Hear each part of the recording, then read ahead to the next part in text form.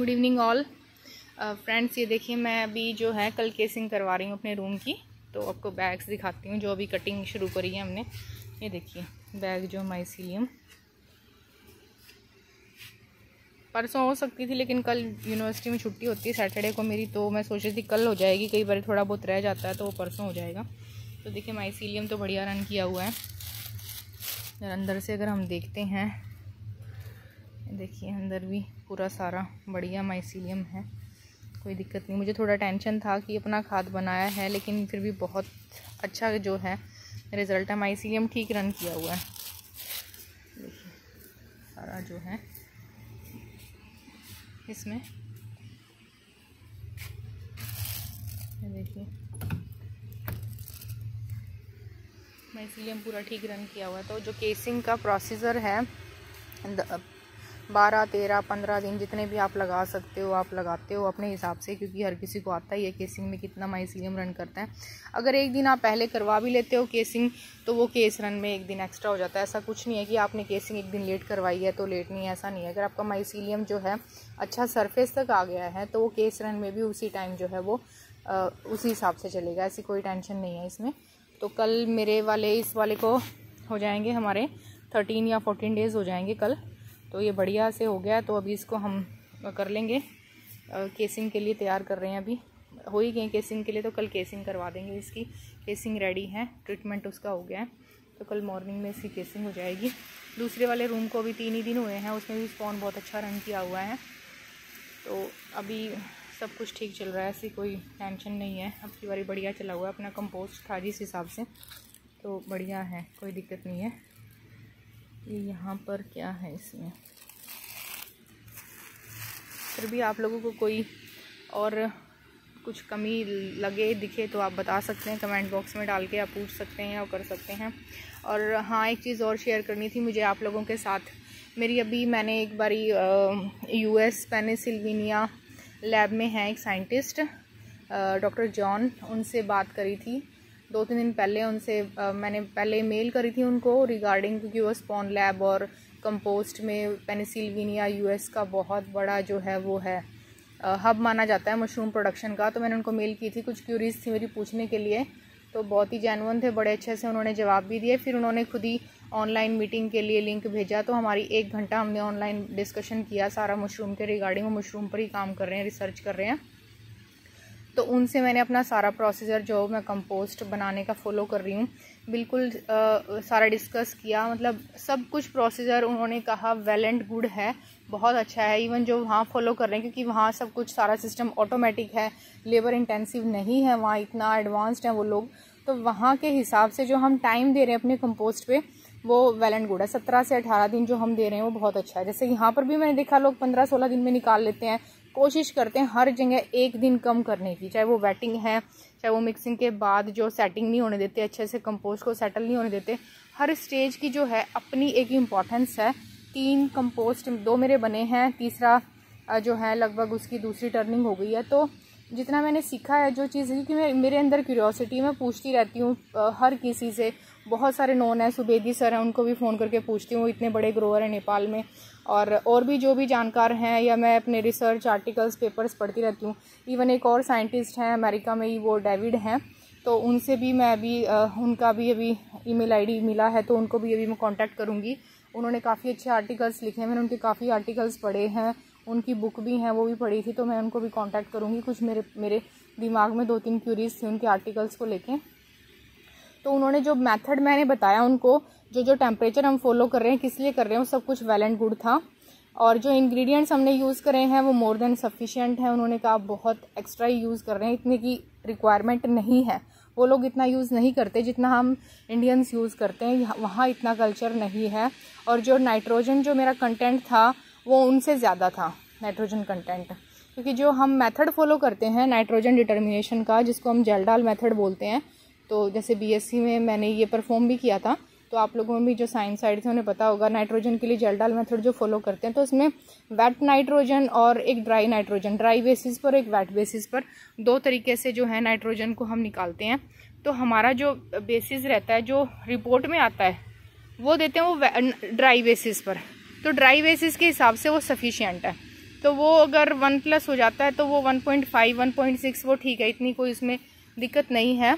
बाकी वो लोग वहाँ पर ज़्यादातर, जैसे मैंने कई सारी फंगीसाइड्स के रिगार्डिंग भी डिस्कशन किया था, क्योंकि मेरे माइंड में था कि हमें सिस्टेमिक फंगीसाइड यूज़ करना चाहिए या नॉन सिस्टेमिक यूज़ करना चाहिए, क्योंकि ये मशरूम खाने के लिए ही एडिबल प्रोडक्ट है।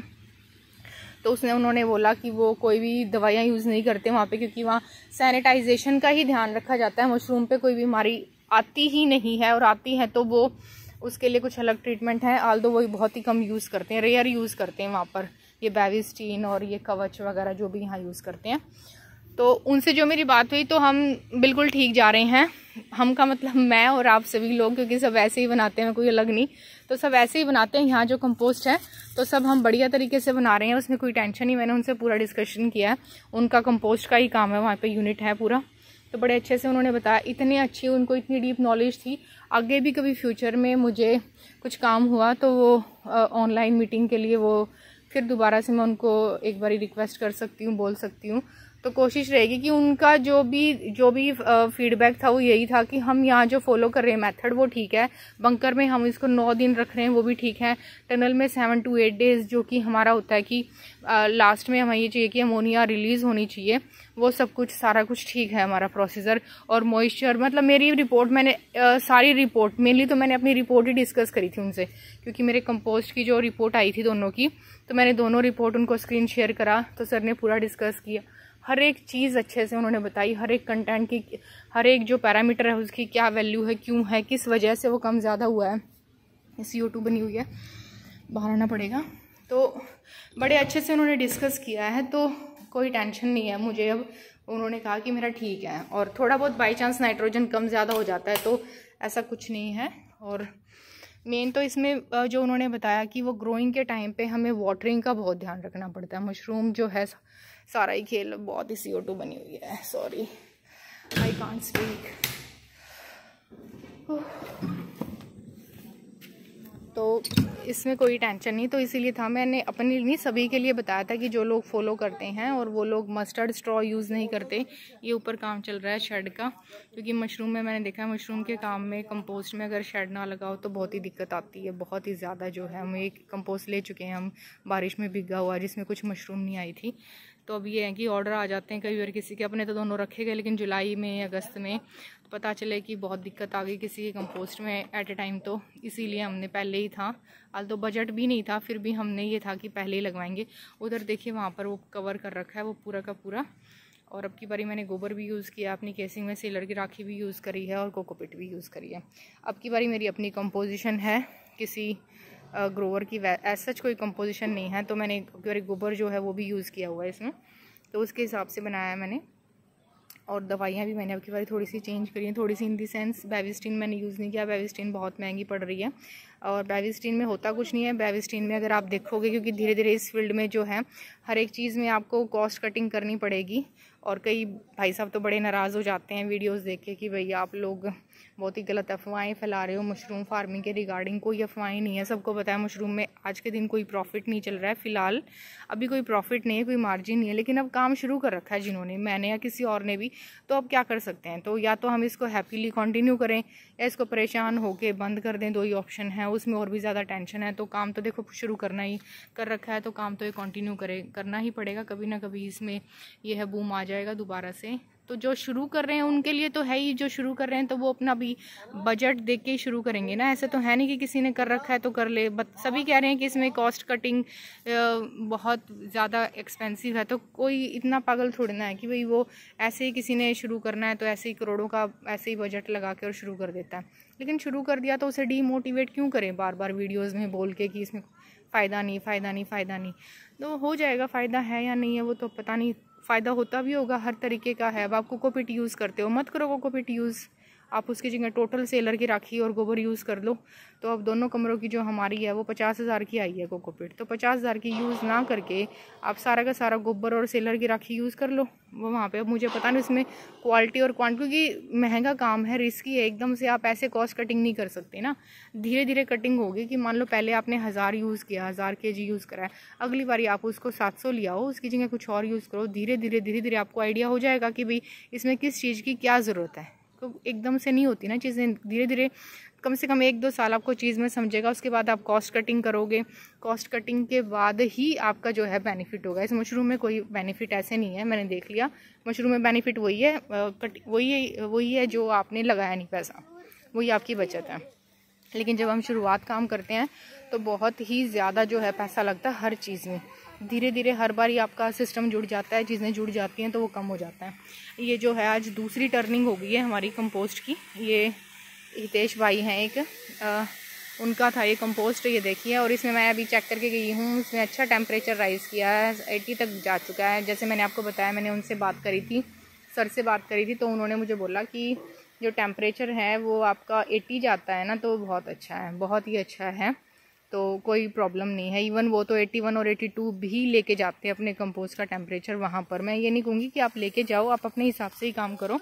और ये देखो यहाँ पर किस तरीके से पूरी वेटिंग चली हुई है। ये हमारे पास जो लड़का है ये पूरा का पूरा वेटिंग कर रहा है, देखो कितना बढ़िया से पूरा का पूरा, क्योंकि इसमें ना लगून का यही फ़ायदा हुआ है कि आपकी वेटिंग बड़े अच्छे से हो जाती है पानी की। वहाँ से जो पानी है वही हम रीसर्कुलेट कर रहे हैं। तो आपके पास लगून है तो बहुत अच्छा है, नहीं है तो और भी अच्छा है, आपने पैसे लगाए नहीं, इसमें कोई टेंशन वाली बात नहीं है। तो ये ठीक है। यहाँ पर ये देखिए पूरा 13-14 टन के करीब जो है हमारा वो है अब की बारी, क्योंकि उसका हितेश भाई का रूम थोड़ा बड़ा है हमारे वाले रूम से। अल्दो बनेगा तब पता चलेगा कि उसका ज़्यादा बना कम बना। और ये कंपोस्ट एक ये है और एक उसका दूसरा अभी ये तैयार हो रहा है, ये यहाँ पर बंकर की अभी सफाई हो जाएगी। तो अभी मैं इसको चेक करके गई थी, मैं इस लड़के को चढ़ाती हूँ बीच बीच में, ये मुझे सारा टेम्परेचर बताता है। तो ये देखिए, ये जो इस तरीके से आपको दिख रहे हैं ना, ये यहाँ पर ये चीज़ें स्टार्ट हो गई हैं। इसका जो बायोलॉजिकल प्रोसेस होता है बंकर के अंदर, वो स्टार्ट होना ज़रूरी है। तो आपका यहाँ बायोलॉजिकल प्रोसेस स्टार्ट हो जाता है। उसके बाद यही बायोलॉजिकल जो एक्टिविटीज़ हैं हीट प्रोड्यूस करती हैं, जो कि केमिकल रिएक्शन कार्मलाइजेशन तक जाता है। वो अगर टेम्परेचर राइज़ नहीं करता, वो केमिकल रिएक्शन अगर नहीं होंगी तो कुछ फ़ायदा नहीं है। अपनी तरफ से मैं जो 100% जितनी मेरी जानकारी है, जितनी लोगों से मैंने पूछताछ करी है, जो रिसर्च है, मैंने 3-4 दिन से काफ़ी नोट्स बना रही हूँ मैं इसके कंपोस्ट के रिगार्डिंग भी। और अगर कुछ लगा बताने लायक है तो मैं एक आपको लेक्चर भी डाल दूँगी, क्योंकि जो मैंने उनसे बात करी थी, जो जॉन हैं, डॉक्टर जॉन हैं, उनका जो है वो मेथड बिल्कुल सेम ही था। उन्होंने ऐसा कुछ नहीं था कि कुछ अलग तरीके से हैं, तो उसका कुछ ऐसा था नहीं कि मैं आपको बोर्ड पर बताऊं। आल्दो आगे कभी उनसे कुछ डिस्कशन होगा तो वो ज़रूर है। हाँ, जो अभी की बारी मैंने अपना मशरूम जो है उसका जो स्पॉन लिया है, वो उसका जो स्ट्रेन है वो इटालियन F599 है, नया स्ट्रेन है। तो उस स्ट्रेन को भी मैं स्टडी कर रही हूँ अभी उसको, क्योंकि हर एक स्ट्रेन जो आप मशरूम यूज़ करते हैं उसका जो स्ट्रेन है, स्ट्रेन की भी अपनी एक रिक्वायरमेंट होती है ना, जो बीज है उसको भी कोई टेम्परेचर सूटेबल है, क्योंकि वो जो पर्टिकुलर जो वैरायटी है जो आपकी वो किस उस पर ग्रो कर रही है क्या है।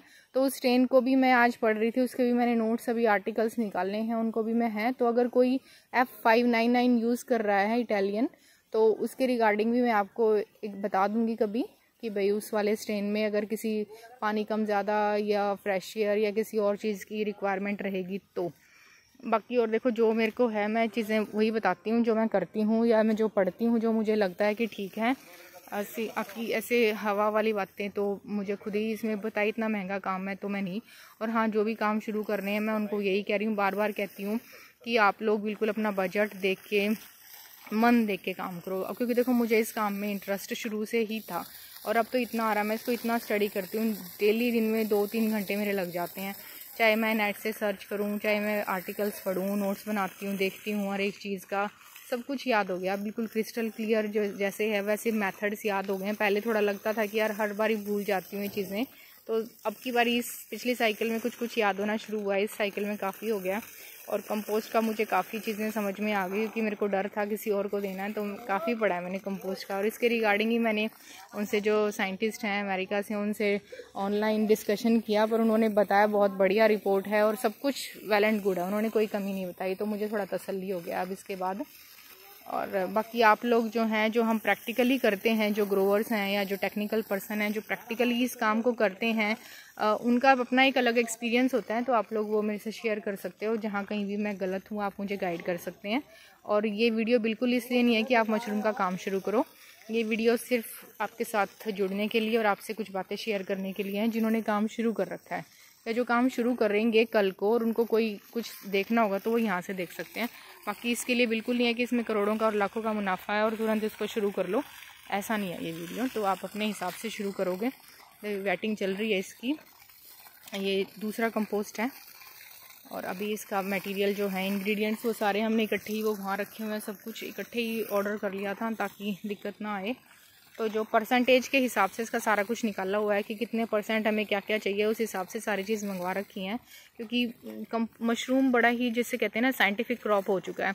तो अब जब आप इसको उगाते हो तो इसमें सारी चीज़ें वही देनी पड़ेंगी आपको जो इसकी रिक्वायरमेंट है। इसको कितने % क्या चाहिए क्या नहीं चाहिए वो है। अगर आप वहाँ से अगर आप मिक्सिंग अच्छे से करवाते हो, आप इंग्रेडिएंट्स सफिशिएंट ले रहे हो, उसके बाद जो आपका प्रोसीजर है उसमें कोई कमी भी रह सकती है। कई बार कोई टेम्परेचर की, कोई फ्रेश एयर की, किसी चीज़ की, तो कई बार हो जाता है। इतना बड़ा काम है, कोई ऐसे छोटा मोटा काम तो है नहीं, तो कई बार हो जाता है। लेकिन फिर भी आप अपने हिसाब से सारे प्रोटोकॉल और पैरामीटर अगर सही लेके चलते हो तो हर बारी वही चीज़ होगी। जैसे कहते हैं ना, हर बारी वैसा ही चीज़ बनेगा जैसा आप बना रहे हो। कभी कभी हो सकती है कोई गलती, ह्यूमन एरर तो जो है वो तो नेचुरल है, उसमें कुछ नहीं कर सकते हैं। लेकिन फिर भी यही कोशिश रहेगी कि सुबह शाम दोपहर तीनों टाइम में चक्कर लगाती हूँ। और ये लड़के भी बहुत अच्छे हैं, काम करते हैं, लेकिन फिर भी हम इनको लगाए हुए हैं कि हर एक चीज़ को मैं ऑब्ज़र्व कर रही हूँ। चलो, आप लोगों को किसी को कुछ और पूछना है, पूछते रहते हैं, तो मेरे को जो भी कोशिश रहेगी मैं बता दूँगी। और ट्रेनिंग के लिए भी अभी फ़ोन आ रहे हैं। ट्रेनिंग के लिए मेरे पास कहीं देखो, ये देखिए, ये मेरा कंपोस्ट यूनिट आपको मैं दिखा देती हूँ। आज वहाँ टनल है, वो मेरे ग्रोइंग रूम्स हैं। उसके बाद ये सारा स्पेस जो है वो ब्लैंक ओपन है। उधर वो लेबर के रूम हैं और एक वॉशरूम है, और ये इधर पूरा का पूरा जो है ये सब खाली है यहाँ पर। तो अभी कोई है ही नहीं कहीं पर कि मैं क्लास लूँ या कहीं पर एकोमोडेशन के लिए। नहीं तो मैं तो खुद चाहती हूँ कि मेरे पास 2-4 लोग आएँ, मैं उनसे जुड़ूँ, बातें करूँ, उनसे कुछ सीखूँ, कुछ सिखाऊँ। लेकिन अभी कुछ ऐसा है नहीं। आगे जब बजट होगा, जब एक मैं ऑफिस टाइप बढ़िया सा बना लूँगी रूम, तो उसमें मैं आपको ट्रेनिंग तो मैं क्या ही दूँगी, किसी को क्या बताऊँगी। लेकिन मतलब हम वहाँ डिस्कस कर सकते हैं। और जो बाहर से को अगर कोई जैसे एक्सपर्ट लेक्चर या साइंटिस्ट या हॉर्टिकल्चर ऑफिस से अगर कुछ ऐसा बनता है, वहाँ से कोई आ सकता है जानकारी शेयर करने के लिए, तो कोशिश रहेगी कि इस तरह का कोई सेटअप बनते ही मैं ज़रूर बताऊँगी। तो आप लोग जो हैं जुड़े रहो, हिम्मत मारो, काम करो, सब अच्छा होगा, अच्छा काम चलेगा, ऐसी कोई दिक्कत नहीं है। ये तो सब टेंशन्स जो हैं आनी जानी है, सब ठीक हो जाएगा। एक साइकिल ख़राब हुई, अगली बारी बढ़िया होगी, फिर मूड ठीक हो जाएगा। और रेट ठीक मिल गया तो अपने आप बल्ले बल्ले हैं, रेट ख़राब हो गया तो कितना ही बढ़िया हो, फिर मूड ख़राब हो जाएगा। लेकिन हाँ, काम शुरू करने से पहले ज़रूर आप लोग जो हैं एक बारी अपने पूरा बजट देखो, बैठ के सोचो। ऐसे इसको ये कोई बहुत ही जल्दी लेने वाला डिसीज़न नहीं है, ये बहुत ही सोच के लेने वाला डिसीज़न है। So guys, thank you so much for watching. Thank you. Good night.